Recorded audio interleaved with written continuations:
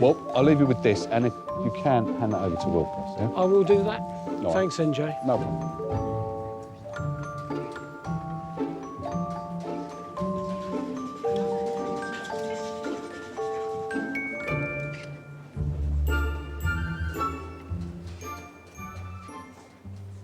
This is going to be a lot of fun because as a child I had them, I played with them, not often took them apart. There's a lot of items which are required to work in here. We've got a motor, we've got electrical contacts. Now, if I put this to one side for a second, we've got the power supply. It controls the speed. So if this doesn't work, the train isn't going to pull anything. As I turn this on, this is literally from 0 to full power, instant, without any real control. So it would mean the train would be jerking. So that's going to need a complete breakdown and a complete full service.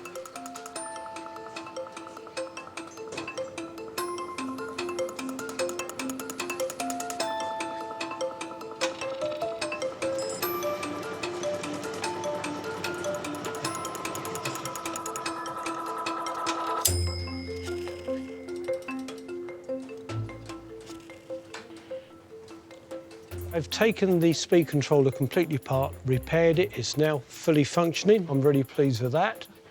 Now, the next part of the puzzle, which is the locomotive itself. So I've never taken one of these apart before, so that's going to be interesting. That screw there should actually make this locomotive flip off. Look at that.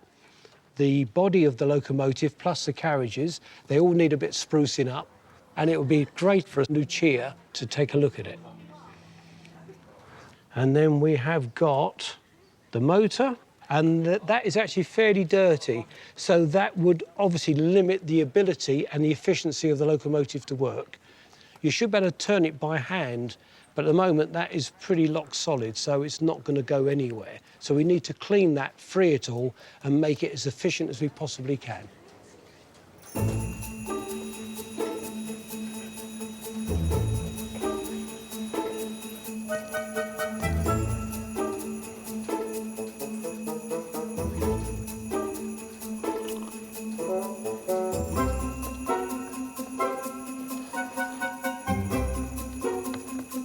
I've got Dip's train set box here, and I'll be honest, it's seen better days. I'm really impressed that he made this when he was 14. And it'd be really nice to keep it as much of the original box as possible. The first thing I need to do is get rid of all those nasty rusty nails.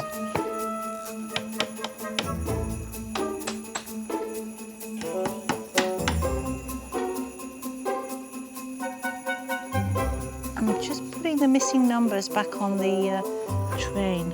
A bit tricky to do these tiny, tiny numbers. I can't even blink when I'm doing this. I'm just going to work my way around this best that I can. And then I'll be able to give it back to Mark, and we'll put the whole thing together.